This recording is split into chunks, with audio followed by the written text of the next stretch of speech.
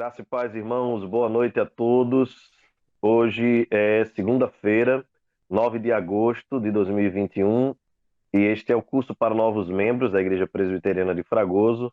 Eu sou o pastor Diego Ramon e nós estamos aqui nesta noite para darmos continuidade ao nosso estudo sobre os 5 pontos do calvinismo. E hoje, em especial, nós estaremos estudando o quinto ponto, perseverança dos santos. E nós já agradecemos a Deus pelos irmãos que estão perseverando aí no curso, viu? Isso é bênção do Senhor, porque para todos nós, independente de novos ou antigos, estudarmos a palavra de Deus é uma bênção. E com este recurso, né, que o Senhor nos permite, é uma bênção maravilhosa, porque vocês imaginam, nesta noite chuvosa, né, já pegamos aí uma tarde, noite chuvosa, a dificuldade que nós teríamos para sair de casa, para chegarmos até o local, né, e depois a preocupação do horário de volta numa segunda noite. Então, estes recursos vêm para somar e a gente deve aproveitá-los. Lembrando aos irmãos que tanto esta noite quanto também as outras noites, né, do nosso curso estão disponíveis para todos publicamente no YouTube, Igreja Presbiteriana de Fragoso. Você vai lá no playlist e vai ter lá curso para novos membros, está disponível para todos os irmãos, ok? Vamos orar então para nós iniciarmos o nosso estudo nesta noite. Pai amado, Deus bendito, nós te louvamos pela tua graça, pela tua soberania, pelo teu poder sobre nós. Te agradecemos, Deus, pela vida, pelo existir e pela tua graça que é melhor do que a vida.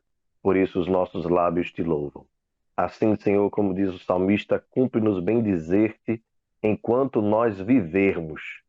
Queremos então, Deus, dedicar esta noite a te louvar através da busca do conhecimento do Senhor através da tua palavra.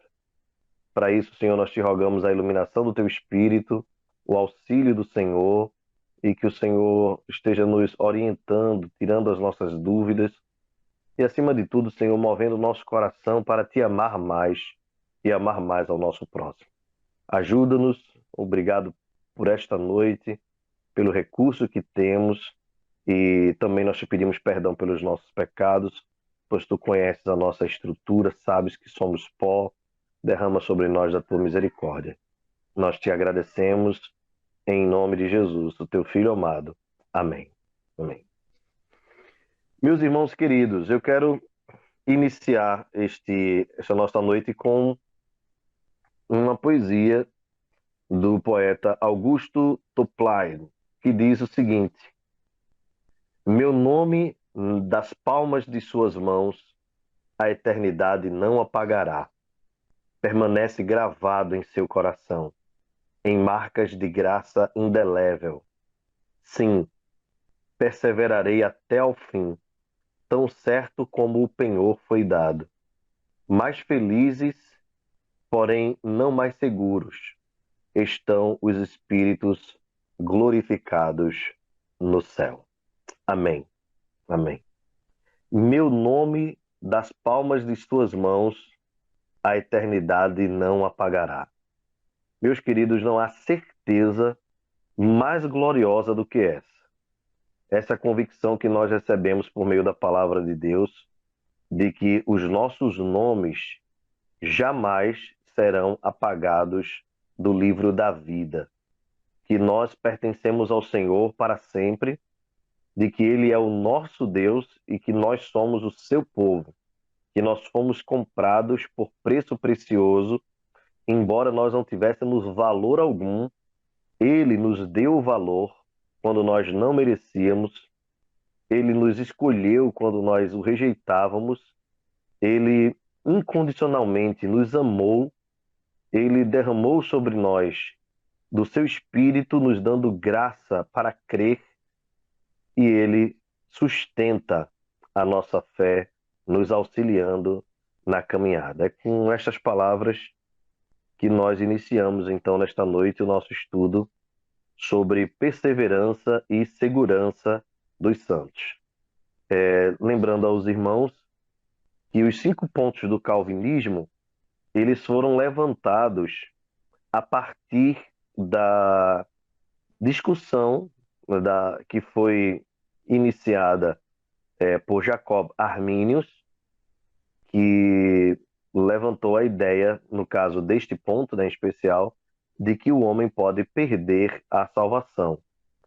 Então, além deste, né, logicamente, ele levantou pontos contrários aos outros 4 pontos, né? Essa ideia de pontos vem, na verdade, pela defesa de Armínio de determinadas questões, né, como, por exemplo, de que não há eleição, de que a graça pode ser resistida, então por isso que surgem esses 5 pontos.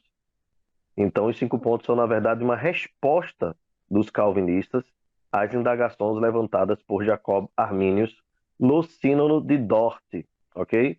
Por isso que o documento que nós temos principal como um cânone, que é resposta às indagações de Jacob Arminius, estão naquele sínodo que nós chamamos Sínodo de Dort, ok? Muito bem. Assim sendo, eu vou então compartilhar minha tela para compartilhar com vocês o material. Vocês vão podendo acompanhar aqui. Sejam todos bem-vindos, irmãos, os irmãos que entraram logo após o início. Nós estamos no comecinho, já fizemos uma breve introdução, já oramos. E agora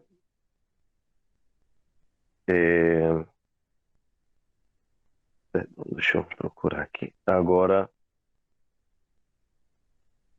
nós iremos entrar no assunto propriamente dito, tá? Então eu vi aí que chegaram os nossos irmãos Leonardo, o presbítero Fábio Santos, a irmã Denise. Sejam todos bem-vindos em nome de Jesus.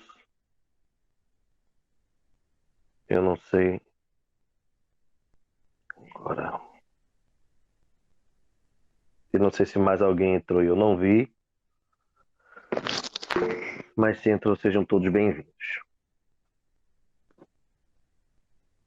Muito bem. O material tá legal aí para vocês? Vocês estão conseguindo ver com letras grandes? Por favor, me deem um retorno. Ok, pastor. Ok, obrigado, presbítero.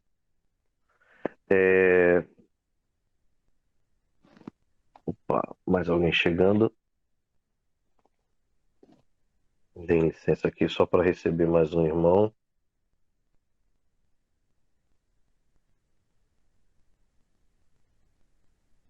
Presbítero Luciano. Seja bem-vindo, presbítero Luciano. Graças e paz para todos. Amém, meu irmão. Amém. Muito bem, irmãos. Eu iniciei com a poesia de Augusto Freire e quero também fazer uma citação aqui de João Calvino, que diz: todo nosso progresso e perseverança vem de Deus. Esse é, então, irmãos, o 5º ponto do calvinismo. Ele está no capítulo 5 dos cânones de Dort. Une 2 outras doutrinas importantes, né, da soteriologia: a perseverança e a segurança dos santos. O arminiano tradicional, ele não pode ter certeza nem da segurança nem da perseverança, porque ele, por origem, fundamenta a salvação parcialmente no homem. Tanto a perseverança como a segurança dos santos é uma doutrina bíblica, né, agostiniana, né, falando aí historicamente, né, e em especial sistematizada por João Calvino. Tanto a perseverança quanto a segurança precisam ser abordadas em nossos dias, porque a vida dos cristãos muitas vezes revela que essas doutrinas estão, às vezes, ausentes. Os frutos da perseverança e da segurança, como o uso diligente dos meios de graça, a obediência contínua e sincera à vontade de Deus, o desejo de comunhão com Deus, o desejo pela glória de Deus, pelo céu, o amor pela igreja, a intercessão por avivamento, parecem estar muitas vezes, né, em declínio na igreja de Deus. Então, é necessário nós estudarmos sobre a perseverança e a segurança dos santos, de acordo com as Escrituras, porque é intensificada pela ênfase contemporânea nos sentimentos. A maneira como nos sentimos assume geralmente a precedência sobre o que pensamos, sabemos e cremos. Hoje, mais do que nunca, precisamos, de forma assim, urgente, do rico pensamento que João Calvino trouxe sobre a perseverança e a segurança para que o cristão possa viver de modo vibrante a sua vida cristã. E aí vem a pergunta: o que são, então, a perseverança e a segurança dos santos? Como estas doutrinas operam juntas na vida cristã? E aqui eu trouxe para vocês o slide, né, do pessoal da Coalizão pelo Evangelho, que diz o seguinte: os escolhidos, os verdadeiramente salvos, perseverarão até o fim. Esse é o resumo. Outra grande e esperançosa verdade. Filipenses, capítulo 1, verso 6, nos diz: estou convencido precisamente disto, que aquele que começou a boa obra em vós, a aperfeiçoará até o dia de Cristo Jesus. Isto não se refere ao chamado salvar sempre salvo, que uma vez somos escolhidos por Deus, podemos viver como quisermos. Pelo contrário, esta doutrina nos diz que, na soberania de Deus, aqueles que ele escolheu para a salvação sustentarão aquela confissão de conversão até a sua morte, perseverando na vida de santidade. Estas verdades estão presentes uma e outra vez na Bíblia. E aqui tem alguns textos que nós vamos ler daqui a pouquinho.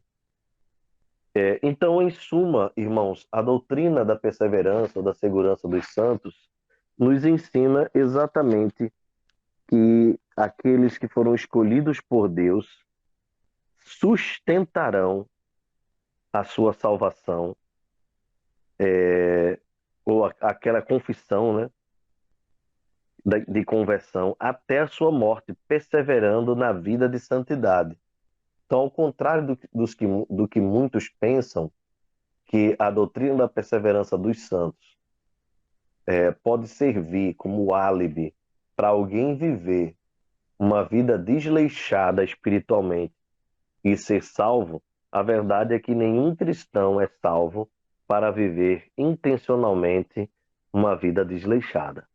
Possivelmente este nunca conheceu verdadeiramente a Cristo Senhor. Bem, o assunto dá pano para manga, né? Como diz o ditado popular. Várias dúvidas surgem na nossa mente, geralmente essas dúvidas elas são dúvidas muito mais pragmáticas, né, do que teóricas. A gente fica pensando em casos e mais casos, e fulano que fez isso, e Beltrano que fez aquilo. Bem, quando a gente conhece bem a doutrina, a gente consegue entender e essas dúvidas, elas de alguma forma se dissipam um pouco mais. Então, a primeira pergunta que nós devemos fazer é: quem são os santos, né? Muitas pessoas diriam que são aqueles que foram batizados ou que fizeram uma decisão por Cristo num culto evangelístico, né? Alguém que levantou a mão, então, este porque levantou a mão, porque foi batizado, este é um crente fiel e verdadeiro. No entanto, as Escrituras e até mesmo as confissões reformadas, né, os documentos reformados históricos, definem como santos aqueles que Deus chama, de acordo com o seu propósito, a comunhão com o seu Filho o nosso Senhor e Salvador Jesus Cristo, e estes são regenerados pelo Espírito. E aqueles que Deus aceitou no seu amado, amado aqui com a maiúsculo, né? Que é o Jesus, nosso Senhor, chamou eficazmente e santificou por meio do seu Espírito. Isso que eu estou lendo aqui para os irmãos é a confissão de fé de Westminster. Emily, seja bem-vinda, graça e paz. Amém, pastor. Deus abençoe você, Diego. Amém. Portanto, irmãos, os santos que nós chamamos aqui, os crentes santos, não são aqueles que levantaram a mão depois de um evento evangelístico, de um culto evangelístico, ou que se batizaram. Nós sabemos bem a importância do batismo, mas ao mesmo tempo nós reconhecemos que ele é um sinal externo, e não necessariamente aqueles que se batizaram são crentes de verdade. Mas o que é que caracteriza um santo, né? Um crente? É exatamente o fato de ele ser regenerado pelo Espírito Santo, e porque foi chamado eficazmente, também foi santificado por meio do seu Espírito. Portanto, a doutrina da perseverança dos santos ensina que todos que participam da graça e do poder salvífico da união com Cristo pela fé continuam nessa união com seus frutos e benefícios. Ou seja, o salvo, o verdadeiramente salvo, é aquele que não apenas confessou a Cristo um dia, mas que continua dando frutos constantes daquilo que Deus operou na sua vida. Por meio da obra perseverante do Deus Trino, eles permanecem na verdadeira fé e nas obras que procedem da fé enquanto estiverem no mundo. Se pelo Espírito de Deus você é regenerado, se pelo Espírito de Deus você é justificado, se pelo Espírito você é adotado na família de Deus e santificado, você não pode perder a sua salvação. Deus o guardará para sempre, pois a sua perseverança é fruto da preservação da parte de Deus. Se de coração você já confessou a Cristo, o pecado não dominará a sua vida. Você não pode ser separado total e finalmente do estado de graça. Então, esse é um ponto que a nossa confissão de fé defende com muita ênfase. Capítulo 17.1 termina dizendo exatamente isso, que o cristão, o verdadeiramente salvo, não pode ser separado total e finalmente do estado de graça. Eu vou fazer o seguinte com vocês, nós vamos ler alguns textos bíblicos. Eu peço que vocês peguem suas Bíblias para a gente fazer algumas leituras e assim nós vamos confirmando aquilo que nós estamos conversando aqui, tá bom? Eu vou pedir então ao meu irmão Marcelo Gustavo, para abrir em Romanos capítulo 8, versos de 35 a 39. Eu vou pedir ao presbítero Severino Mártir para abrir em 2 Pedro, capítulo 1, verso 10. Vou pedir ao presbítero Fábio Santos para abrir no Evangelho de João, capítulo 10, versos 28 e 29. Vou pedir à nossa irmã Emily para abrir em 1 João, capítulo 3, verso 9. E vou pedir ao missionário Felipe para abrir em 1 Pedro, capítulo 1, versos 5 e 9. Como não faltam textos bíblicos, né, para o assunto, eu vou pedir para a nossa irmã Denise abre em 1 aos Coríntios, capítulo 1, versos 8 e 9. Vou pedir para o meu irmão Anderson abrir a sua Bíblia no Evangelho de João, capítulo 6, versos de 37 a 40. Não falta a Bíblia hoje, viu? Vamos lá? Vamos embora? Eu vou comentando rapidamente os textos para a gente não prolongar muito, mas é parte da aula também, tá? Então, ainda que a gente gaste um pouquinho de tempo, é muito bom a gente poder pensar um pouco em cada texto, também observando o seu contexto. Então, o diácono Marcelo, Romanos capítulo 8. Diz assim a palavra de Deus: quem nos separará do amor de Cristo? Será tribulação, ou angústia, ou perseguição, ou fome, ou nudez, ou perigo, ou espada? Como está escrito: por amor de ti, somos entregues à morte o dia todo. Fomos considerados como ovelhas para o matadouro.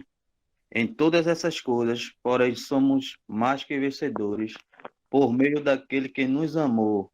Porque estou bem certo de que nem a morte, nem a vida, nem os anjos, nem os principados, nem as coisas do presente, nem do porvir, nem os poderes, nem a altura, nem a profundidade, nem qualquer outra criatura poderá nos separar-nos do amor de Deus que está em Cristo Jesus, nosso Senhor. Amém. Obrigado, Marcelo. Meus irmãos, que texto, hein? É até, me perdoem falar dessa forma, desnecessário explicar muito esse texto, porque ele é tão claro quanto a segurança que os crentes têm pelo fato de Deus os ter escolhido antes da fundação dos tempos, por termos o Espírito Santo habitando dentro de nós. O apóstolo Paulo diz: eu estou bem certo de que nada, absolutamente nada, poderá separar-nos do amor de Deus que está em Cristo Jesus, nosso Senhor. Próximo texto, presbítero Severino Marques. 2 Pedro 1:10. Por isso, irmãos, procurai com diligência, cada vez maior, confirmar a vossa vocação e eleição, porquanto, procedendo assim, não tropeçareis em tempo algum. Amém, amém. Observe aí que o apóstolo Pedro nos recomenda confirmarmos, né, por meio de uma vida de santidade, a nossa vocação. Mas é uma confirmação. É uma confirmação. Não é que nós ajudamos a obtermos a nossa salvação. Nós não contribuímos em nada. É Deus quem nos ajuda na nossa jornada, né? É Ele quem faz tudo por nós, persevera por nós e nos orienta a uma vida de santidade para a confirmação, né, da nossa eleição. Muito bem. Eu lembro, quando eu cito esse texto, eu lembro de Charles Haddon Spurgeon escrevendo a respeito da perseverança dos santos, quando ele recomenda aos cristãos que vivam uma vida tal de santidade e de busca a Deus, né, de firmeza na caminhada cristã, para que no dia em que nós formos chamados por Deus, nós não deixemos pelos nossos frutos dúvidas para os que ficarem a respeito do nosso destino eterno, né? Então, na verdade, a nossa vida de santidade, as nossas obras, elas testificam, mas elas não são capazes de comprar a nossa salvação. Nós somos comprados pelo sangue de Cristo. E o resultado desta compra, né, desta aquisição de Deus, pois nós somos o seu povo escolhido, o resultado disso deve ser uma vida de santidade. pois nós fomos não apenas eleitos, mas nós fomos eleitos, como nós já vimos, né? Nós fomos eleitos, chamados eficazmente, e nesse chamado eficaz nós fomos regenerados para uma nova vida. O apóstolo Paulo escrevendo aos irmãos de Éfeso, né, no capítulo 2, ele diz: pela graça sois salvos, mediante a fé, isto não vem de vós, é dom de Deus, não de obras, para que ninguém se glorie. E aí Paulo vai dissertando. Lá no verso 10, Paulo diz: pois somos feituras dele, criados em Cristo Jesus para as boas obras, as quais Deus preparou de antemão para que andássemos nelas. Então, junto com a bênção da vida nova, né, que nós recebemos, da fé que nós recebemos também de Deus a capacitação para andarmos em novidade de vida. Isso é nascer de novo. Foi Deus quem fez isso por nós. Evangelho de João, capítulo 10, versos 28 e 29. Vamos lá. Eu lhes dou a vida eterna. Presbítero Fábio, se Pois você não? puder afastar um pouquinho do microfone, fica melhor, viu? Por gentileza. Assim tá melhor? Se puder afastar mais um pouquinho, fica melhor ainda. Agora melhorou? Ah, perfeito. Obrigado, presbítero. Nada, disponha. Vamos lá. João 10, 28 e 29. Eu lhes dou a vida eterna, jamais perecerão, e ninguém as arrebatará da minha mão. Aquilo que meu Pai me deu é maior do que tudo, e da mão do Pai ninguém pode arrebatar. Aleluia. Amém. Bendito seja Deus. Obrigado, presbítero Fábio. Disponha. Louvado seja o nome do Senhor. Engrandecido seja Ele.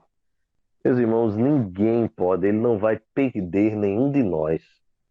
Ninguém, ele disse, ninguém as arrebatará das minhas mãos. Nenhuma se perderá. Nenhuma.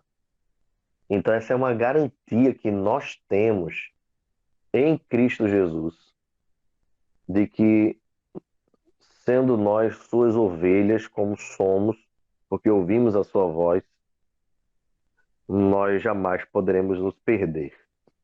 Por isso, essa doutrina é chamada por nós de perseverança ou segurança, né? São dois pontos importantes, porque nós não precisamos temer não sermos aceitos por Deus. Isso me faz lembrar uma canção de Estênio Márcios. Não sei se vocês lembram dela, ou quem já ouviu. O nome da canção é O Sonho, né? E Estênio conta que foi chamado por Deus, né, para o céu. E quando chegou lá, ele bate a porta e o anjo pergunta o que é que ele quer, né? E ele diz: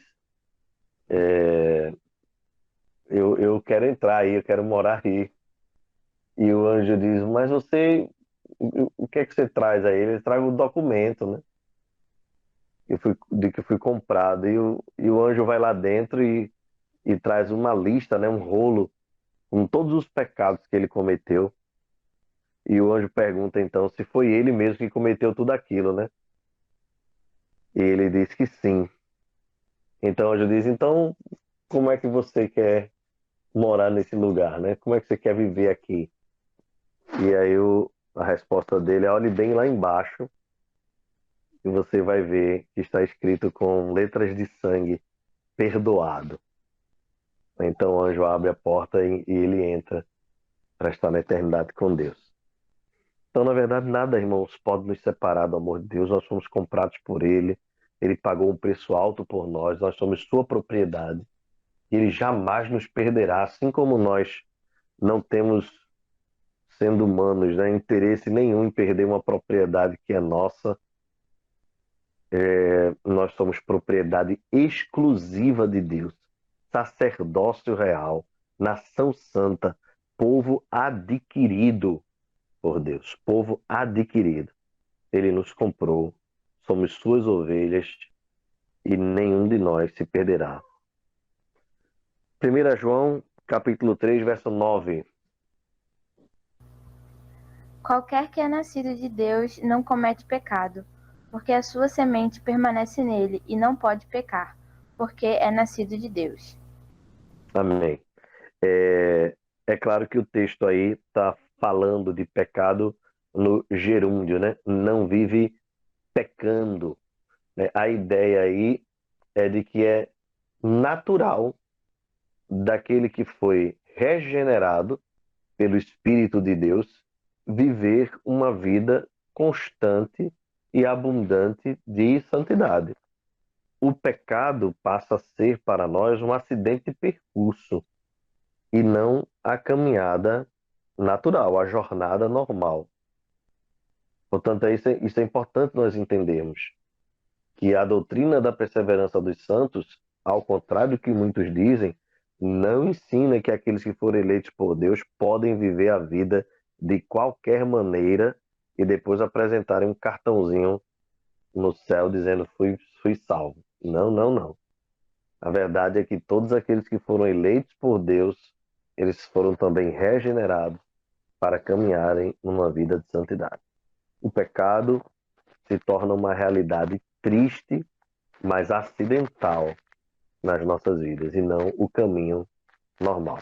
Obrigado pela leitura, Emily. 1 Pedro, capítulo 1, versos 5 e 9. Tá ouvindo aí? Estou ouvindo, meu irmão. Anderson, graça e paz. Amém. Deixa eu ver aqui. 5 e 9. É 5 a 9 ou 5 e 9? E 9. 9, né? Que sois guardado pelo poder de Deus, mediante a fé, para a salvação, preparada para revelar-se no último dia, no último tempo. E o 9 diz: obtendo o fim da vossa fé, a salvação da vossa alma. Amém. Obrigado, Felipe. Guardados. Guardados. Veja que quando Pedro escreve aos crentes aqui, ele coloca os crentes, ele usa a voz passiva, né? Nós somos guardados para a salvação. Como quem tem uma propriedade e a esconde, né? De predadores ou de mercenários e tudo mais. Quem é que guarda o crente? Quem é que guarda o crente para o dia final? Para que o crente seja apresentado puro, santo, imaculado no dia final. E assim como Cristo, como noivo, né, não perde sua noiva, pelo contrário, tudo faz por ela, assim ele faz também pela igreja. Nós somos a noiva do Cordeiro, jamais nos perderemos. 1 aos Coríntios, capítulo 1, versos 8 e 9.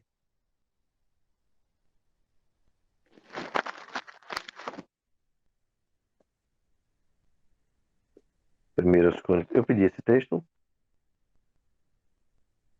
Não sei se foi a irmã Denise, se foi. Oi, boa noite. Boa, Denise. Tudo bom, querida? Estou Graça e enrolada paz. aqui. Eu vou ler agora. Amém. Tá. Obrigado.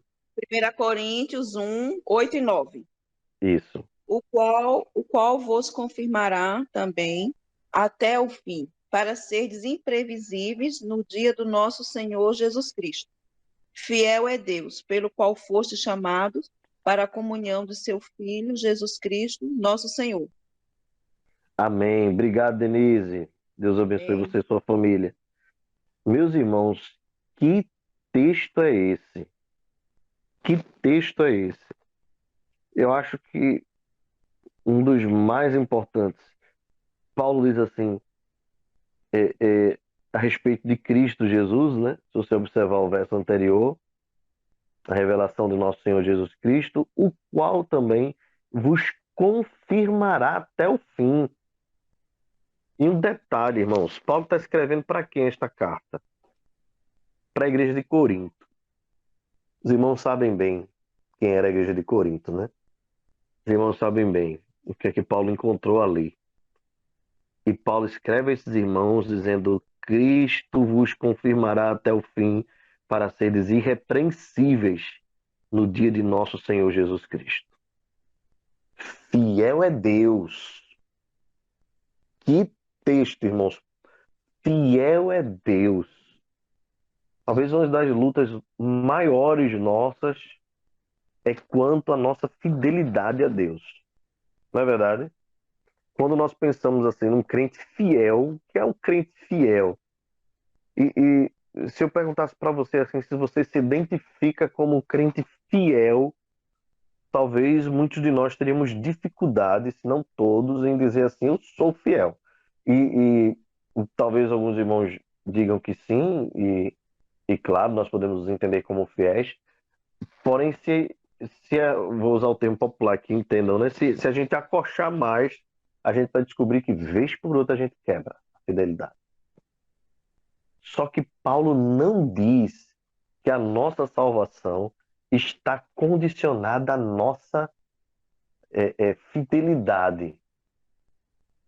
É claro que é nossa responsabilidade sermos fiéis, e fiéis até o fim. É como o Senhor Jesus disse às igrejas lá da Ásia Menor, né? Para serem fiéis até o fim. Mas o sustento da nossa salvação não está na nossa fidelidade, está na fidelidade de Deus. Por isso Paulo diz, fiel é Deus pelo qual fostes chamados à comunhão de seu Filho, Jesus Cristo, o nosso Senhor. Ele vos confirmará até o fim, ele é fiel, Deus é fiel para sustentar as nossas vidas. Bendito seja o nome do Senhor, irmãos. Porque embora nós sejamos infiéis, ele permanece fiel, porque não pode negar-se a si mesmo. Evangelho de João, capítulo 6, versos de 37 a 40.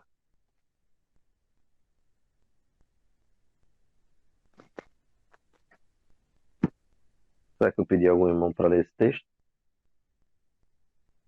Não sei se foi o missionário Felipe. Não, o meu tinha sido 1 Pedro, mas o Anderson já leu. Anderson leu 1 Pedro 1,5, foi? Foi. Foi isso mesmo, né, Felipe? Deixa eu pedir para você então, Felipe, por gentileza, para ler para mim Judas, versos 24 e 25. E se algum outro irmão foi solicitado aí abrir o Evangelho de João, nos ajude. Se não, eu vou pedir para a Presbítero Luciano. O Presbítero Luciano está aqui com a gente também. Evangelho de João, capítulo 6, versos de 37 a 40. É para ler Judas agora? Pode ler, meu irmão. Obrigado. E ao Deus que é poderoso para evitar que vocês tropecem e que pode apresentá-los diante da sua glória com grande alegria, a este que é o único Deus, nosso Salvador, mediante Jesus Cristo, Senhor nosso, sejam a glória, a majestade, o poder e a autoridade, antes de todas as eras, agora e por toda a eternidade. Amém. Amém. Amém. Que texto lindíssimo, irmãos. Lindíssimo, lindíssimo. Judas aqui é o meio-irmão de Jesus, né? E essa é a palavra dele final, né? Do texto, é a doxologia. Quando os autores bíblicos costumavam a trazer uma palavra de glorificação, né? De honra ao nome de Deus. Ele é poderoso para nos guardar de tropeços e para nos apresentar com exultação, imaculados diante de sua glória. Então, irmãos, ele é o único que é poderoso para nos guardar de tropeçar. Nós mesmos não somos. Nós não somos. Portanto, é ele quem persevera por nós. É ele quem nos segura. É por isso nós preferimos que Deus segure a nossa mão. Né? Ao contrário do que diz a canção lá, segura na mão de Deus, né? Nós preferimos o hino que diz, com tua mão segura bem a minha, pois eu tão frágil sou, ó Salvador, que não consigo dar jamais um passo sem teu amparo, ó Cristo, meu Senhor. É Ele quem sustenta as nossas vidas, quem segura a nossa mão, quem nos guarda de tropeços. Evangelho de João, capítulo 6, Presbítero Luciano, está conosco aí? Opa, escutando normal? Falhou no começo. Falhou no começo, agora voltou. Vamos lá. Pronto. João, capítulo 6, do 36 ao 40, é isso? Do 30. Deixa eu ver aqui. Do 37 ao 40. 37 ao 40. Assim diz a palavra de Deus. Todo aquele que o Pai me dá, esse virá a mim. E o que vem a mim, de modo nenhum, o lançarei fora. Porque eu desci do céu, não para fazer a minha própria vontade, e sim a vontade daquele que me enviou. E a vontade de quem me enviou é esta: que nenhum eu peça de todos os que me deu. Pelo contrário, eu o ressuscitarei no último dia. De fato, Amém. a vontade do meu Pai é que todo homem que vir o Filho e nele crer tenha a vida eterna, e eu ressuscitarei no último dia. Amém. Amém, meu. Amém. Obrigado, Presbítero Luciano. Nenhum se Prazer. perca. Nenhum se perca. Então, é Deus quem não nos perderá. Isso é uma garantia que Ele nos dá.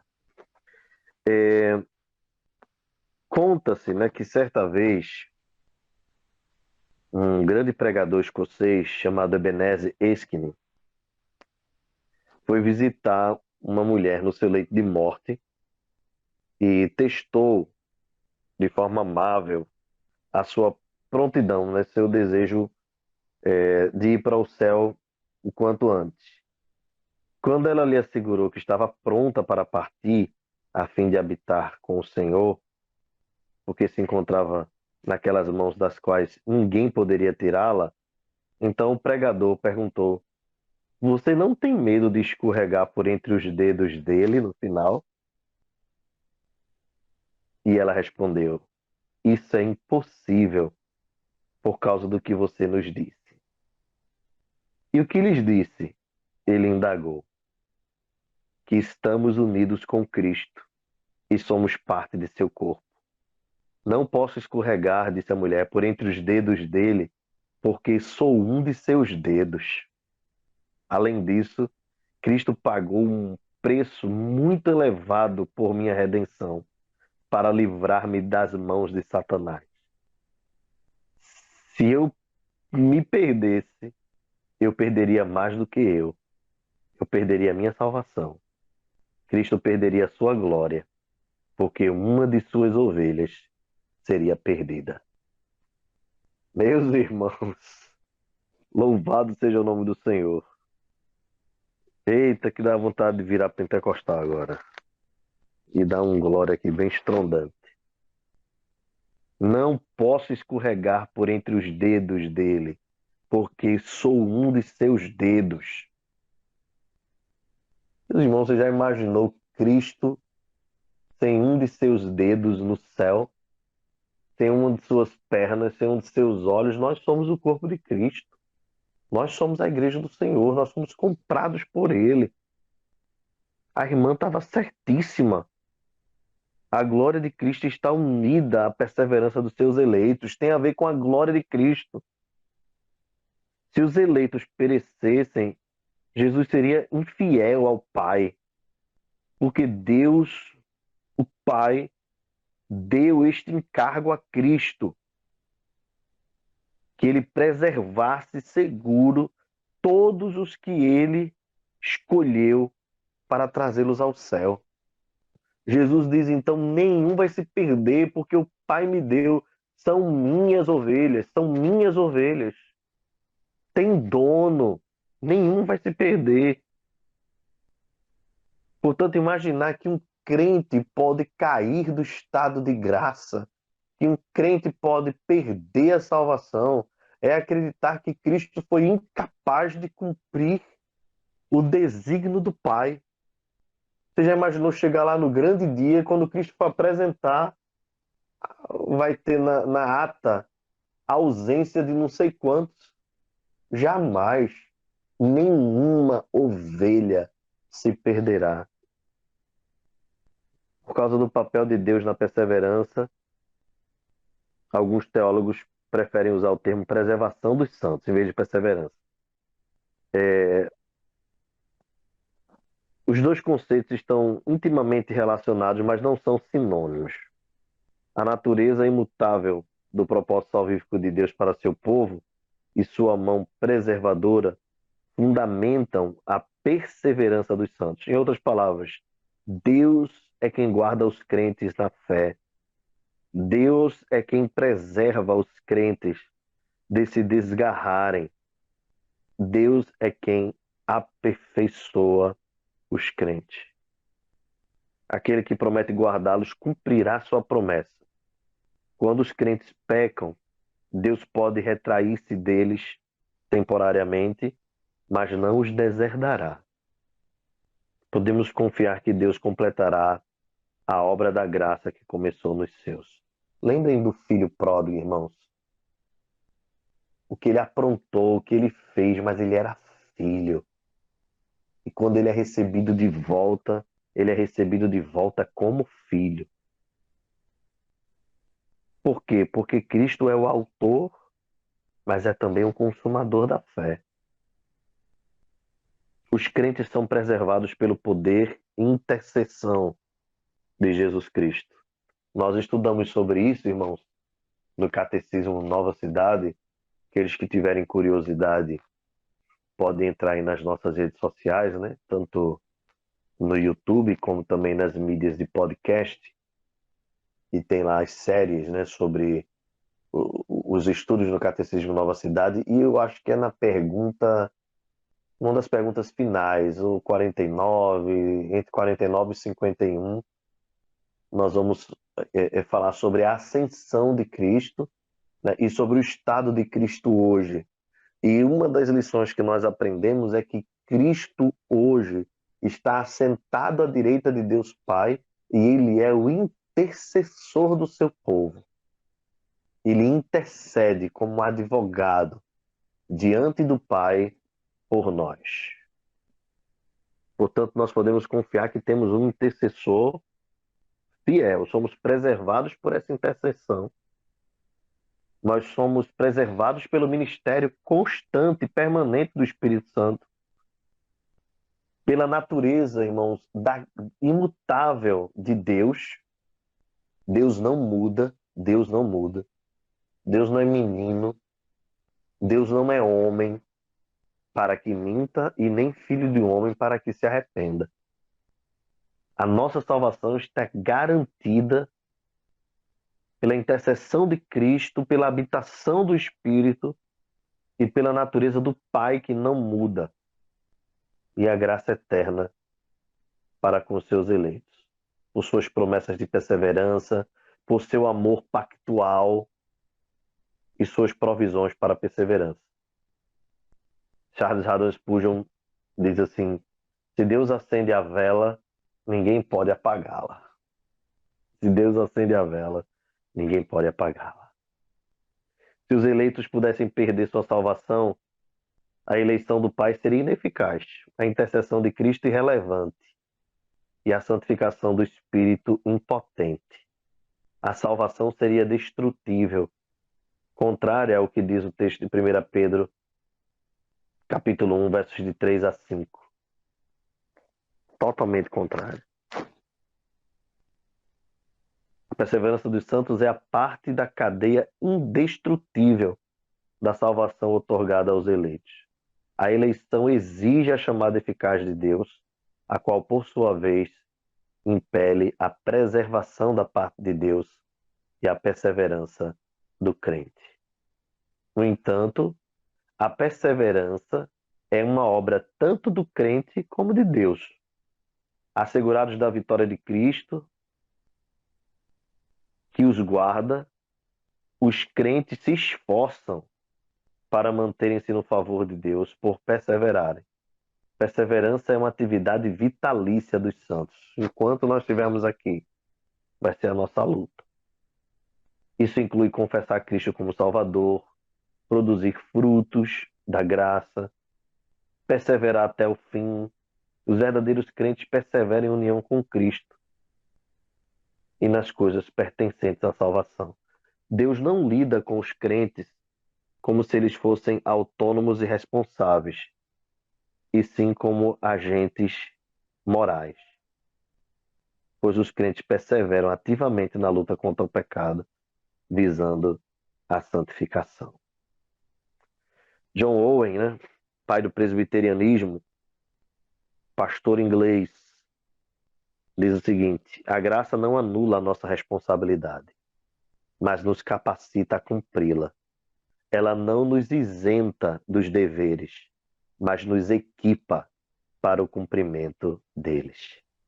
Portanto, a perseverança se estende, irmãos, além da preservação, enfatizando a responsabilidade do crente. Os que estão guardados em Cristo crerão em Cristo.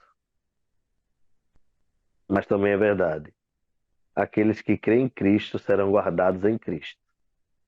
Nós não temos dificuldade com isso.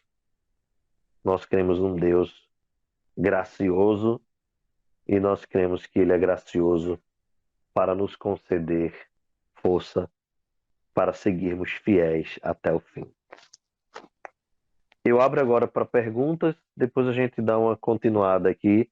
Se algum irmão quiser fazer algum comentário também, enquanto vocês vão se preparando aí, eu leio uma citação aqui de John Murray que diz assim: a perseverança dos santos nos lembra muito forçosamente de que somente aqueles que perseveram até o fim é que são os verdadeiros santos.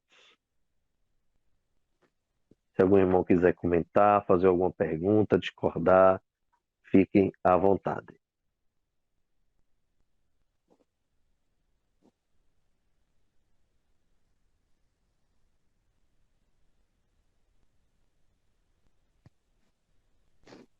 Todo mundo aí? Todo mundo quietinho?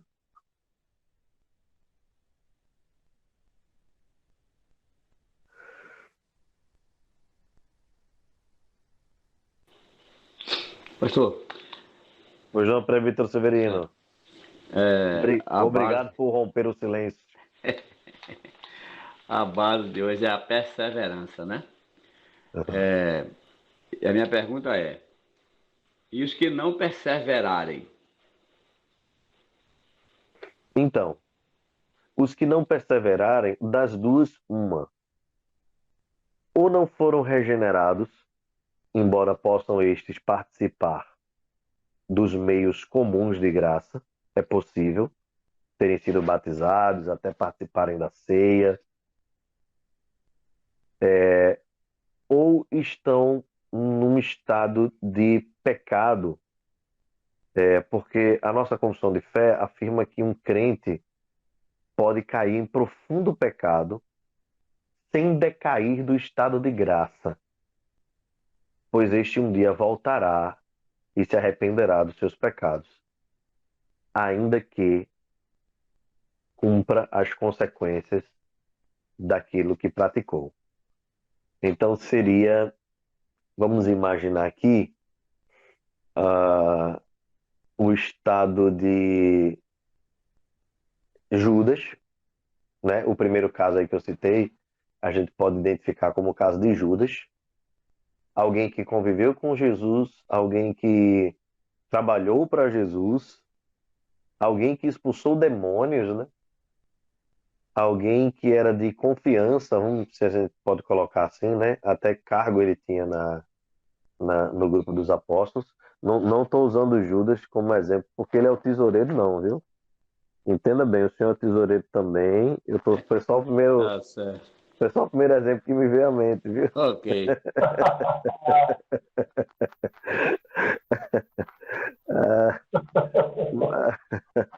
Mas no final a gente viu que Judas fazia parte daquele primeiro grupo que eu citei. de pessoas que tiveram contato com Jesus, mas não haviam sido regeneradas, tanto pelo seu final, né, como pelos frutos que ele produziu no final, sem arrependimento. A atitude dele foi uma atitude mais de remorso, né? Talvez de medo do que poderia acontecer com ele, diferente da atitude de Pedro, né? Veja a diferença. Pedro era um escolhido de fato por Cristo. E mesmo com seus erros, ele se voltou e o seu arrependimento demonstrou que ele de fato era um eleito. Agora, lembrem do seguinte, que é lindo na história de Pedro, né? Enquanto Judas foi e se enforcou, quanto à situação de Pedro, o Senhor Jesus vai buscá-lo. Vocês lembram que quando o galo cantou pela terceira vez, a Bíblia diz que Jesus olhou Pedro de longe e o fitou, e Pedro chorou amargamente. Aquilo era Cristo produzindo no seu coração a tristeza pelo pecado, que é a tristeza boa que produz arrependimento. Passada toda aquela situação, Pedro está no meio dos apóstolos lá, né? É um dos primeiros que vai para ver a ressurreição de Cristo. Mas depois de tudo aquilo, né, da ressurreição, da comprovação, né, lá no Evangelho de João, a gente vai ver que Pedro pega e diz: vou voltar a pescar, buscando ter a sua vida comum. E Jesus vai ao encontro dele e o indaga por 3 vezes, dizendo: Pedro, tu me amas? Veja que é Jesus quem persevera por Pedro. Porque se dependesse de Pedro, ele voltaria à sua vida comum, alheia a Cristo e ao chamado eficaz de Cristo na sua vida. Então nós temos 2 casos claros na Bíblia do corpo, né, apostólico. Um que era o primeiro caso e outro o segundo caso. Um que era não eleito, no meio do povo, desfrutando de todos os benefícios da graça, mas não era regenerado. E o outro que era regenerado, mesmo com suas quedas, mesmo com as suas dificuldades. Você vê que a ambiguidade até muitas vezes de Pedro, né? Porque tem um texto em que Jesus se maravilha com ele, porque Jesus diz assim, os discípulos chegam para Jesus e dizem: Senhor, tá todo mundo falando sobre ti. E Jesus diz: quem dizem que eu sou? E Pedro diz: tu és Cristo, o Filho do Deus vivo.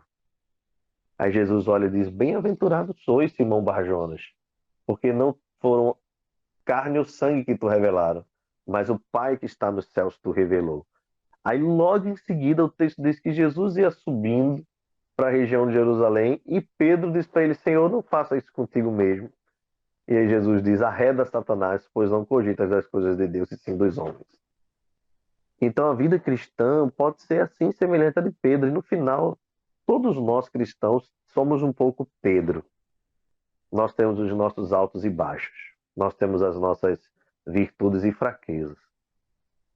Mas assim, semelhante a Pedro, Cristo persevera por nós. Não sei se vocês lembram, na exposição do Evangelho de João, está lá no YouTube, a série expositiva no Evangelho de João, para quem tem curiosidade, né? Mas tem uma parte lá eu não lembro qual é o capítulo, faz tempo, mas tem uma parte em que Jesus está comendo com os discípulos, né? E Jesus diz que um deles irá trair. E Pedro diz: eu jamais te abandonarei. E Jesus diz: Pedro, antes que o galo cante 3 vezes, né, me negarás.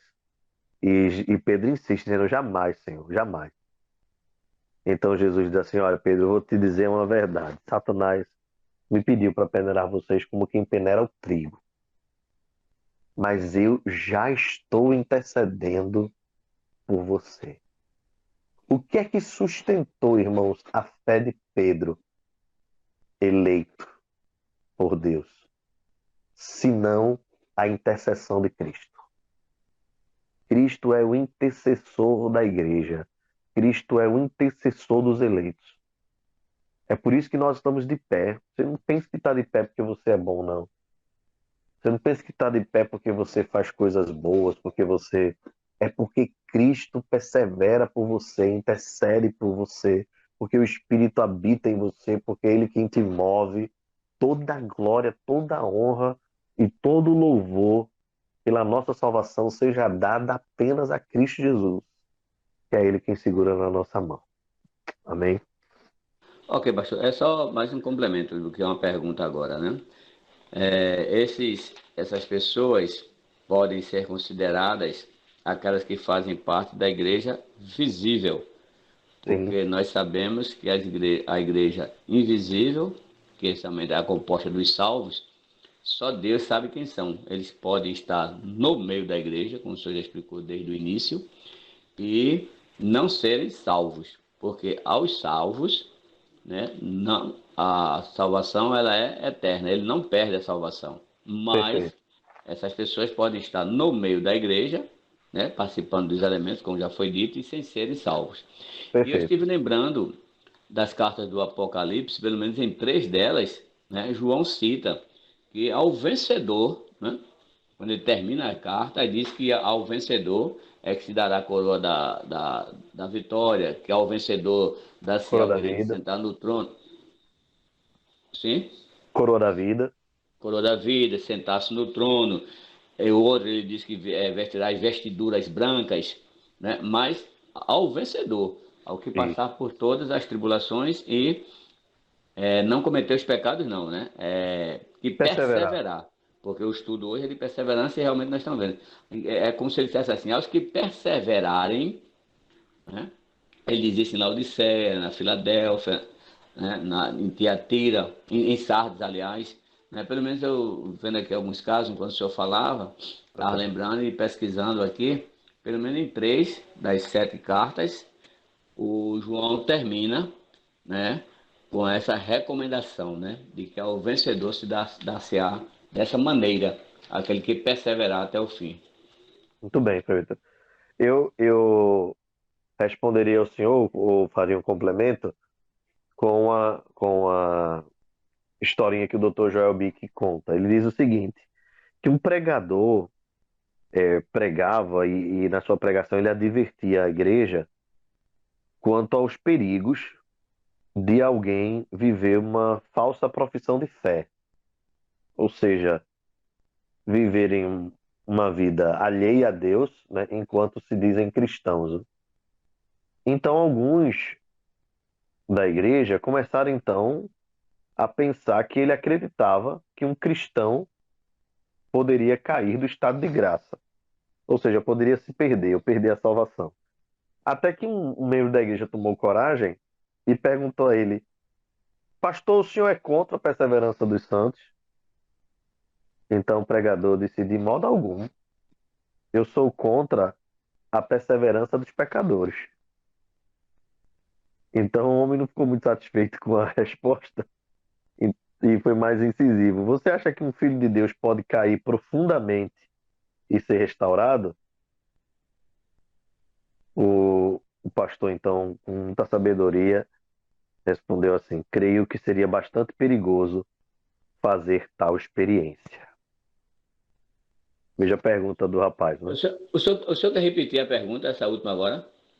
A pergunta do rapaz, a última foi: Você acha que um filho de Deus pode cair profundamente em pecado e ser restaurado?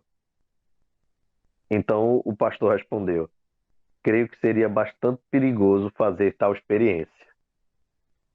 Em outras palavras, né?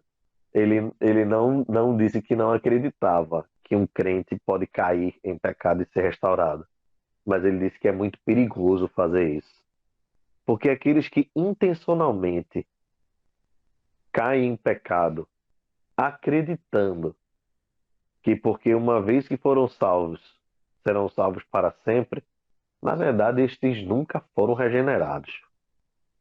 Porque ninguém é retirado da lama do pecado e quer depois viver no atoleiro. Ninguém. Quem sabe, irmãos, quem reconhece a depravação do pecado e a tirania, né, que o pecado tem sobre a vida do ímpio, depois de ter sido renovado, querer viver a vida antiga, de fato essa pessoa nunca foi regenerada. Ninguém então deve abusar, né, da perseverança dos santos e continuar vivendo na vida de pecado. Hebreus 12, verso 14, diz que nós devíamos seguir a santidade todos os dias. Santidade essa sem a qual ninguém verá a Deus. Então, de fato, presbítero Severino e demais irmãos, há um certo perigo nesse assunto, né? Em tratar desse assunto.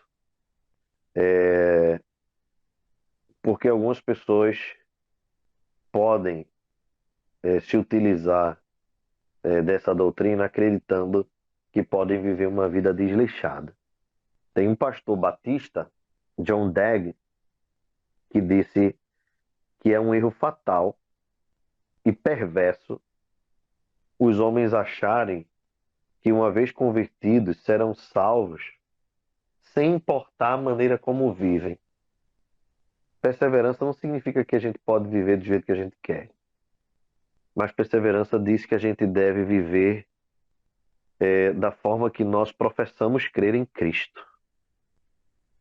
É um erro um crente se sentir seguro vivendo uma vida de pecado e de infidelidade. Não é isso que nós pregamos. Nós pregamos um Deus que persevera por nós, mesmo diante das nossas fraquezas, mas que persevera por nós porque nós fomos regenerados para isso. Por isso a noção de uma vez salvo, salvo para sempre é uma realidade para nós, mas é resultado também de uma fé sincera e de um arrependimento verdadeiro e de uma vida de santificação. Ok? Reverendo? Pois não? Eu não reconheci a voz aí. É, Léo. Léo, graça e paz, Léo. Pode falar, Amém, meu meu irmão. irmão. Então, era só uma explicação do versículo Hebreus capítulo 6, versículo 6. Que é um texto, né, que alguns têm como polêmico. Aí eu queria saber assim uma explicação para esse texto, né, que fala assim, começa no versículo 4.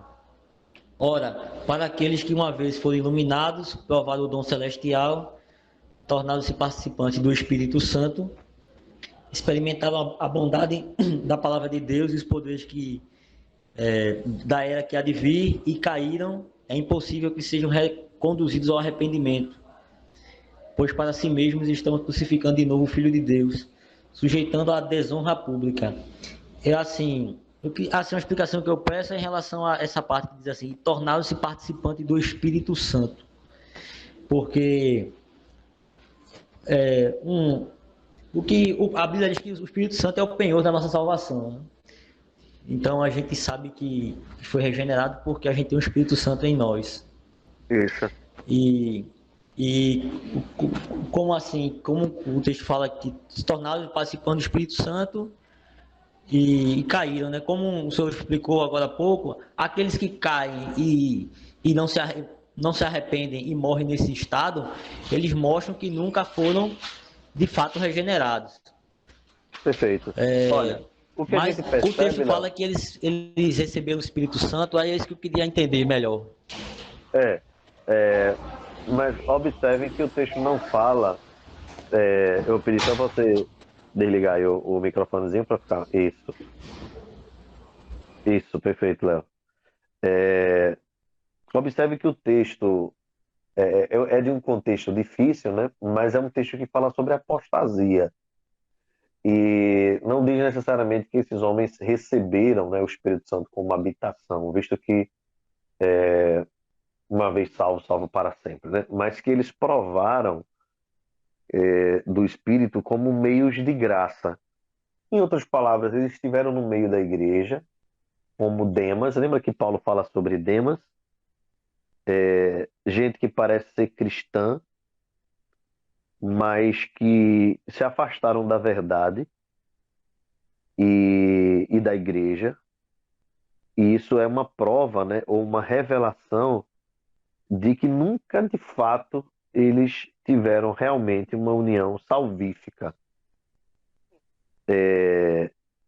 Porque é possível, como a gente já citou no início, alguém levantar a mão, é possível alguém fazer um discipulado, é possível alguém ser batizado, é possível alguém participar da ceia, assim como é possível alguém pregar, expulsar demônios, sem ter verdadeiramente sido convertido. E a apostasia, que é o tema e central, né, de Hebreus capítulo 6, é uma prova disso. É uma prova disso. E não são poucos os casos, tá? Inclusive, não apenas, né, do texto bíblico, né, dos textos bíblicos, mas nos nossos dias, de pessoas que viveram entre nós e se afastaram da verdade de forma assim, que para nós aparentemente é irreversível, né? Pessoas que foram para um caminho totalmente diferente. Essa passagem, na verdade, ela é uma exortação aos irmãos hebreus, como uma advertência, né, a nós, assim como os hebreus, né, os irmãos hebreus, não nos afastarmos de Cristo. Ela não afirma que um cristão pode cometer apostasia. Na verdade, essa passagem nos exorta a perseverar na fidelidade de Deus e na fidelidade à revelação de Deus em Cristo Jesus na nova aliança, né, no pacto. Então, essa é uma demonstração séria, Hebreus capítulo 6, para nós nos guardarmos dos desvios, né, que estão sempre se apresentando a nós no caminho, né, como um perigo grave. Dr. Joel Bick comentando um pouquinho sobre esse assunto, né, da questão da apostasia, ele diz o seguinte: quando os nossos filhos eram novos, nós os advertíamos frequentemente de que poderiam morrer se fossem a uma rua movimentada em frente da nossa casa. Nós lhes mostrávamos uma linha que eles não deveriam cruzar e estava distante da rua. Se ultrapassassem aquela linha e se caminhassem para a rua, minha esposa os pegaria e os traria de volta antes de chegarem lá. Então ele vai dizer assim: de modo semelhante, em Hebreus, o Senhor Deus nos adverte do desvio e da queda para nos manter distante do pecado e motivar-nos a permanecer comprometidos com Ele. Quando cruzamos a linha e caímos no pecado, seus olhos paternos e suas mãos disciplinadoras nos trazem de volta ao arrependimento e ao perdão, antes que destruamos-nos a nós mesmos na estrada da apostasia. Então seria essa, Léo, a explicação do texto de Hebreus, que é tão usada às vezes, né, para defender a doutrina da não perseverança dos santos, né? Ah, tá ótimo. Muito obrigado, viu? Deus abençoe, meu irmão. Tem um hino escrito por James Russell Lowell, que diz assim: por trás da névoa desconhecida, Deus permanece nas sombras, vigiando e cuidando dos seus. É Deus, irmãos, quem persevera por nós. É Deus quem luta por nós. Não sei se vocês conhecem o famoso hino, né, de John Newton. Perigos mil atravessei e a graça me valeu. Eu são e salvo agora irei ao santo lar do céu. Perigos mil atravessei e a graça me valeu. É reconfortante, irmãos, sabermos que estamos seguros em Cristo Jesus. Eu são e salvo agora irei ao santo lar do céu. Bendito seja Deus. Mais algum irmão quer fazer alguma pergunta? Quer fazer algum comentário? Opa, Ô, pastor, pois não. tá me escutando? Tô, presbítero Luciano. Se puder afastar um pouquinho o microfone, fica melhor. Isso. Tá melhor assim? Perfeito. E agora? Veja bem, a perseverança dos santos, ela é como se for, ela é do mesmo jeito, do mesmo modo efetuada como a nossa fé para a salvação. É dada por Deus. Não quer dizer assim, mais ou menos? Aham. Para a gente poder Isso, ter fé para a salvação, é Deus que dá a fé para a salvação. E a isso. perseverança também é Ele que nos dá para podermos ter perseverança e poder andar no caminho dele. Nada vem de Perfeito. nós, tudo vem dele. Perfeito. Tanto É a fé como segurança. perseverança. Exatamente. Né? Exatamente. É, há Salmo 73, né? Isso. É, mostra o salmista depois de noites, né, de, de desafio, lembrando da segurança que tem em Deus, né, e da preservação de Deus Certo. sobre a vida dele. É Deus quem preserva, é Deus quem persevera, é Deus quem nos guarda. São termos sinônimos, né? Segurança ou, ou, ou pelo menos tem a conotação no mesmo caminho, né? É Deus que nos guarda, é Deus que nos sustenta, que nos O sustém, que hino nos mesmo, né? segura. Como o hino que dá, né? Que segurança tem em Jesus. Isso, Né? Não isso, tem um hino? isso. Então, é ele que nos dá perseverança, fazendo-nos lembrar da sua lei para não pecar contra ele e seguir o caminho certo. Amém. É isso mesmo. Perfeito, Previta. Amém. Perfeito. Gostou? Pois não, Oi, Felipe. à vontade, meu irmão missionário, graça e paz. Das paz. Sobre essa passagem de Hebreus 6, né, como o senhor falou, só endossando, né, no, ele traz 3 pontos, né, no versículo 4, né, ele fala sobre a questão da iluminação, do dom celestial, né, e sobre o Espírito Santo, né, e no caso, questão, como se fala do Espírito, né, eu estava até dando uma lida, que Sproul, né, nós temos utilizado o material dele na nossa EBD, Isso. ele cita sobre no âmbito da participação do Espírito, sobre a existência de pessoas que, mesmo que não foram regeneradas, elas puderam vivenciar ou ver ou participar em algum âmbito sobre a manifestação dos dons espirituais, né? Do dom de Deus. E aí há um texto o texto de Atos, né? Se assim percebermos, quando há a descida do Espírito, naquele momento, a palavra diz que todos eles que estavam ali, eles puderam perceber a manifestação de Deus através de dons, né? Mas após a pregação do evangelho, né? Após a exposição de Pedro sobre tudo o que estava acontecendo, centralizando a pessoa de Cristo e a vontade de Deus a partir daquilo, a palavra ela traz a contagem sobre aqueles que foram tanto salvos e batizados, né? Então, nem todos daqueles que estavam presentes, que viram a manifestação do Espírito, foram salvos e batizados e participaram a partir dali da Igreja do Senhor, né? E aí Sproul ele fala justamente sobre isso no âmbito do Espírito Santo, de que há a possibilidade, né, de pessoas que até vivenciam em algum tempo o contexto da igreja e que elas possuem talentos ou podem até se envolver em algum âmbito sobre dons, mas que de fato o que persevera no âmbito da regeneração não são os dons em si, né, mas são os frutos, né? Como o senhor Perfeito. até falou, né?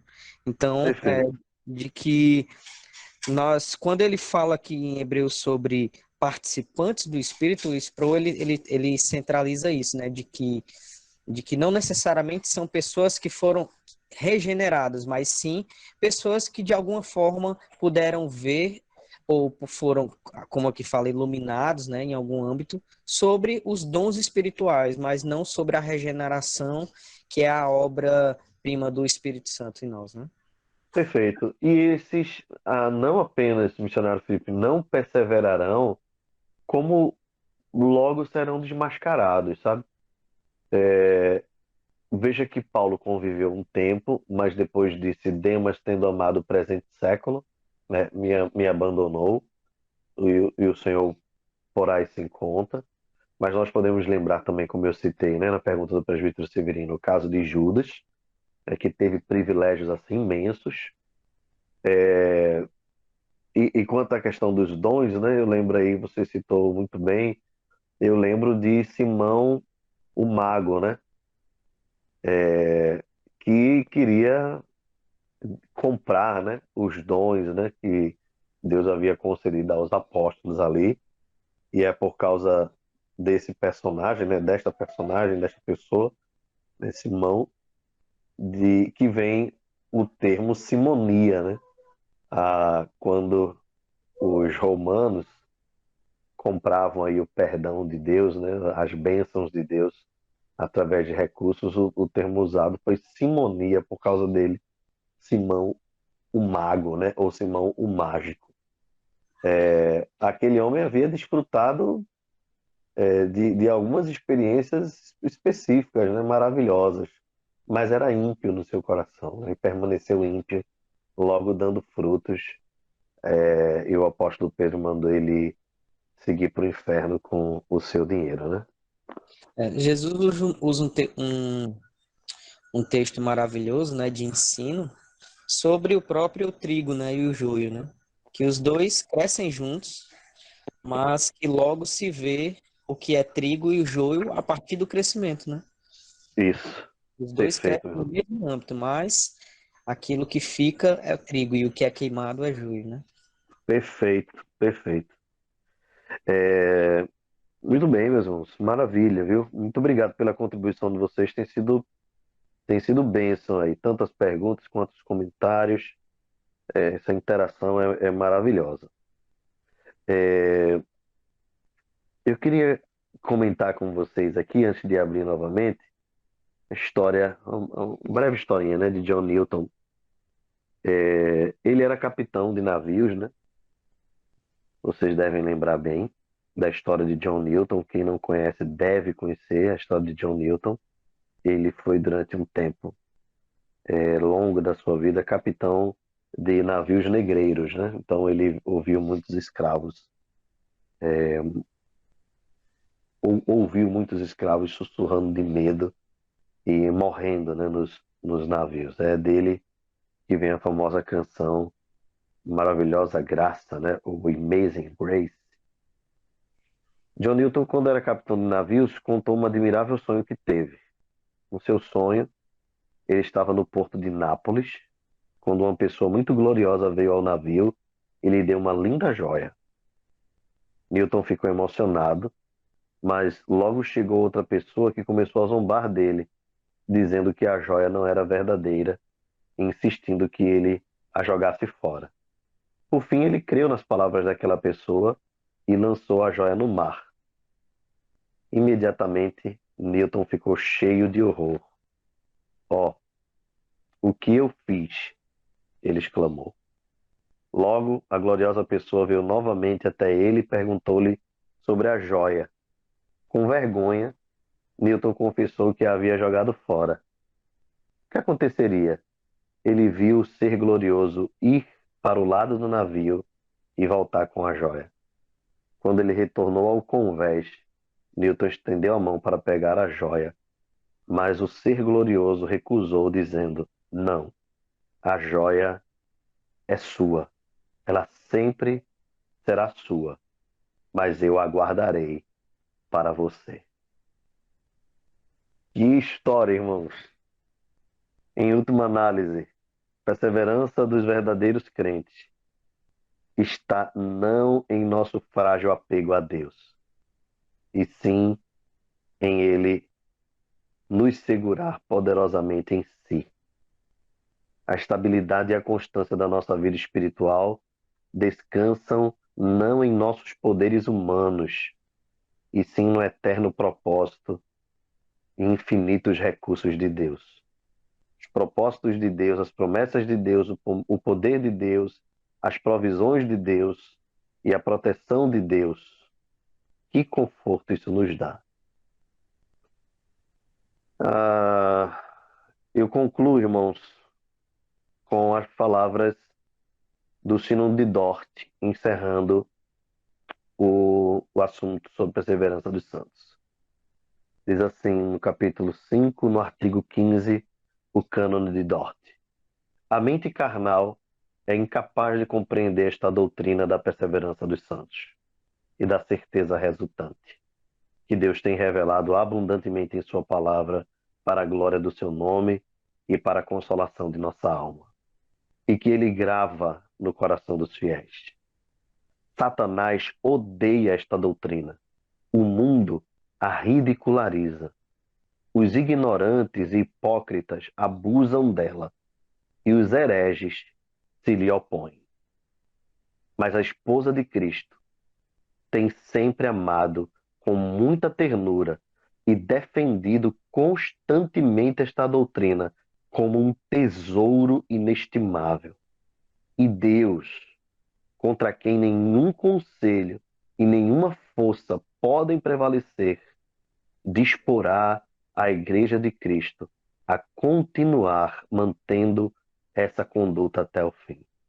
Ora, ao único Deus, Pai, Filho e Espírito Santo, sejam a honra e a glória para sempre. Amém. Aleluia. Nenhum soldado de Cristo se perde, irmãos. Nem é esquecido, nem Amém. deixado morto no campo de batalha. Deus persevera por nós. O general não nos deixa feridos. Pelo contrário, ele é o nosso resgatador. É aquele que vem ao nosso encontro e nos salva e nos livra da ira vindoura. Amém, irmãos. Ô, Ramon, Pois não, Diácono Marcelo? poderia fazer uma pergunta rapidinho antes de encerrar? Pode, meu irmão. Pode, claro, com certeza. Ô, Ramon, no caso aí, o irmão aí citou, né, Hebreus 6,6, Sim. falando a respeito dos irmãos que participam, né, da obra do Senhor, mas aí no caso não é salvo. É, no caso aí, no caso de Judas, né, que até o presbítero Severino citou aí, logo no começo. No caso, ele foi predestinado para ir para o inferno, não foi? Porque Isso, no caso aí, o Antigo Testamento já fala, né? Em Salmos, lá em isso, Zacarias, fala sobre isso. isso. Então no caso aí, o próprio Judas, o senhor até citou aí a respeito da atitude, né? Tanto de Judas como de Pedro. Que o Uhum, Senhor foi um encontro de Pedro, né? E Pedro foi um escolhido, né? Do Senhor, uhum. antes da fundação do mundo. Então, no caso de Judas, a gente vê que ele já foi destinado já para o inferno, né? Porque o Salmo Perfeito, fala sobre isso e no Novo Testamento vem a se concretizar. Aí, no caso aí, ele perfeito, já foi destinado, não foi? perfeito, perfeito. Jesus mesmo diz isso, né? Que ele havia sido determinado para aquele propósito. Hum, Então, nós não podemos crer numa eleição que só elege para salvação, elege também para condenação. Por isso que Paulo diz que Deus fez vasos tanto para a honra quanto para a desonra, ok? Então, como ele diz amanhã, né? Terei misericórdia quem eu quero ter misericórdia, né? isso, de quem me aprouver, de quem me aprouver. Exatamente. E não pode o vaso perguntar ao oleiro, não adianta, né? É incoerente. Outra Cabe pergunta. a ele. Entendeu? Outra pergunta sobre perseverança dos santos, né? Alguns irmãos, né, principalmente assim da linha pentecostal, não entendem, né? E eu Uhum. já fui questionado por alguns a respeito de uma vez salvo, salvo para sempre. E eles vão logo no sentido da pessoa viver do jeito que quer, né? Isso, Mas aí eles não entendem que a gente, como pecador, como falho, em algum momento a gente pode dar uma deslizada, porque, né? somos É, fracos. mas no caso aí, eu expliquei a um deles que no caso aí a gente pode é, no caso, falhar contra o Senhor, cair em pecado, mas a gente não permanecer, entendeu? Só foi um Isso, momento ali que passou por uma dificuldade, mas aí que volta. Então, foi justamente isso que eu expliquei para ele, e a gente vê logo o próprio Davi, né? Quando ele pega perfeito. contra o Senhor, em Salmo 51, né? Quando o profeta Natan chama ele e vai ali falando a respeito do pecado, e depois ele pergunta quem é, e o profeta diz que foi ele que comentou tudo aquilo, e a gente vê depois que Davi é o segundo coração de Deus. Então, como eu expliquei ao irmão lá, que a perseverança dos santos, esse salvo para sempre, a gente é salvo para sempre sim. Mas não é por Uhum. causa de um momento ou outro que a gente falhou que a gente vai perder a nossa salvação. Então, se a gente perdesse a nossa salvação, ninguém ia ser salvo, né? Perfeito. Quem é que pode garantir-se, né, em si próprio? É por isso que Paulo escrevendo aos Romanos, diácono Marcelo, ele diz assim: que diremos, pois? Permaneceremos no pecado para que a graça seja mais abundante? A De modo resposta nenhum. é: de modo nenhum. Como viveremos ainda no pecado, nós os que para ele morremos? Então, a resposta não tem nada a ver com perder ou não perder a salvação. A resposta aqui tem a ver. É impossível alguém que foi eleito por Deus, que foi livre da condenação do pecado, que recebeu graça, viver para sempre na prática do pecado. Ele pode cair, pode deslizar, né, pode escorregar, seja lá o termo que queira usar, mas jamais será, vamos dizer assim, novamente escravo do pecado. Ele foi livre para viver para Deus. Então vai voltar. Com certeza vai voltar. Se é do Senhor, vai voltar. Agora, Glória a Deus. aí Paulo traz algumas recomendações severas, né? Nós não podemos deixar de observar. Paulo diz assim: não reine, portanto, o pecado em vosso corpo mortal, de maneira que obedeçais às suas paixões. Nem ofereçais cada um os membros do seu corpo ao pecado como instrumentos de iniquidade, mas oferecei-vos a Deus como ressurretos dentre os mortos, e os vossos membros a Deus como instrumentos de justiça, porque o pecado não terá domínio sobre vós, pois não estáis debaixo da lei, e sim da graça. E aí Paulo vem novamente com a pergunta: e daí? Havemos de pecar porque nós estamos debaixo da lei, e sim da graça? E ele mais uma vez responde: de modo nenhum. Não sabeis que daquele a quem vos ofereceis como servos para obediência, desse mesmo a quem obedeceis sois servos, seja do pecado para a morte ou da obediência para a justiça? Mas graças a Deus, porque outrora escravos do pecado, contudo viestes a obedecer de coração a forma de doutrina a que fostes entregues. E uma vez libertados do pecado, fostes feitos justiça para Deus. E aqui Paulo Amém. vai lembrar, né? Falo como homem por causa da fraqueza da vossa carne. Então Paulo não deixa de citar que a gente tem dificuldade, tem luta com o pecado. Esse capítulo 6 de Romanos é tremendo quanto a isso, né? Mas Paulo nos lembra bem que enquanto o salário do pecado é a morte, o dom gratuito de Deus é a vida eterna em Cristo Jesus, nosso Senhor. Amém, pastor. Valeu, Marcelo. Mais algum irmão quer comentar? Fique à vontade.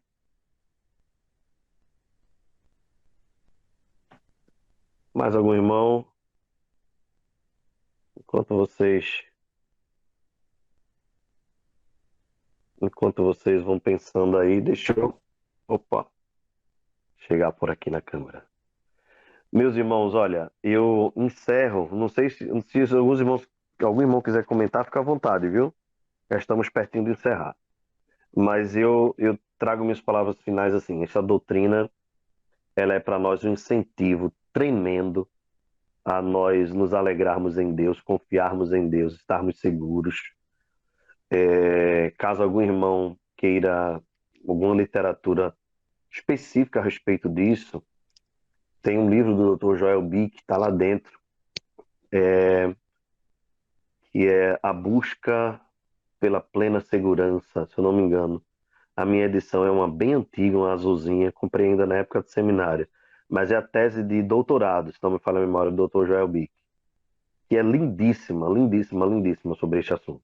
Essa doutrina nos traz segurança, nos traz alegria, conforto, certeza de que nós não nos perderemos, porque a grande luta que nós enfrentamos é a luta contra o pecado, irmãos. Nós não podemos deixar de admitir que a gente vive numa luta constante. E se nós não nos assegurarmos no fato de que Deus é quem nos sustenta, a gente vai surtar. Eu não conseguiria ser arminiano, viu, irmãos? Com todo respeito, eu não conseguiria ser arminiano, não conseguiria. Eu teria que ser trazido para a linha de pensamento reformada, porque eu viveria uma esquizofrenia, eu diria a vocês. Loucura total, se eu não tivesse o sustento da minha salvação em Cristo. Porque quem tem a prática e o cuidado do autoexame e de examinar constantemente até mesmo as intenções do seu coração, não consegue viver em paz se não estiver seguro na graça e no sustento que essa graça tem sobre as nossas vidas. Eu digo para os irmãos com toda tranquilidade que quem sustenta a minha fé, quem sustenta o meu caráter, quem sustenta os meus pés de não tropeçarem é só o Senhor. Da mesma forma Ele faz com você e Ele tem feito com todos os crentes, pois Ele é o autor e consumador da nossa fé. E tenha certeza, ainda que você esteja passando por alguma luta difícil, né, contra o pecado, tenha certeza que Paulo traz aos irmãos de Filipos, que aquele que começou a boa obra em nós é poderoso para completá-la até o dia de Cristo. Ele está perseverando, intercedendo e lutando por nós as nossas batalhas. Por isso podemos dizer: seguro estou, não tenho temor do mal, sim, guardado pela fé em meu Jesus. Não posso duvidar desse amor real, Ele em seu caminho sempre me conduz. Nunca o deixarei, mas fiel serei, sempre firme e cheio de fervor, estando bem firmado em Jesus meu Rei, sigo avante confiando em seu amor. No poder de Cristo, o Mestre, minha vida salva está. Do perigo que cercá-la, Ele poderá livrá-la. Seu poder eterno sempre a susterá. Inário Novo Cântico, de número 145, Refúgio Verdadeiro. Encerro com estas palavras. Senhor nosso Deus, obrigado porque o Senhor é quem luta por nós. Ó Deus, obrigado porque o Senhor é quem nos sustenta. Obrigado porque o Senhor é quem nos capacita nesta perseverança. Seja, Senhor, o nosso auxílio, a nossa segurança, a nossa rocha. Pois no Senhor nós temos plena e total segurança de que um dia estaremos contigo na eternidade. Obrigado, Senhor, por tudo. Graças te damos. Dá-nos uma noite tranquila e reparadora de sono. Em nome de Jesus. Amém. Amém. Graça e paz, meus queridos. Amém.